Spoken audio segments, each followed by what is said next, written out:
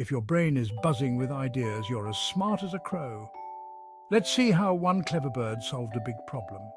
Once upon a time, on a super hot summer day, a crow was flying high in the sky. The sun was blazing and the poor crow felt like toast.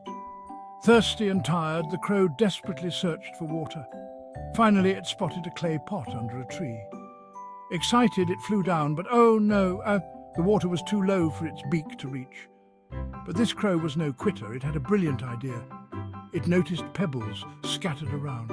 One by one, it picked them up and dropped them into the pot. Slowly, the water level rose. At last, the crow could drink to its heart's content. The crow flew away, feeling refreshed and proud. Remember, kids, where there's a will, there's a way. Stay clever and determined, and you can solve any problem.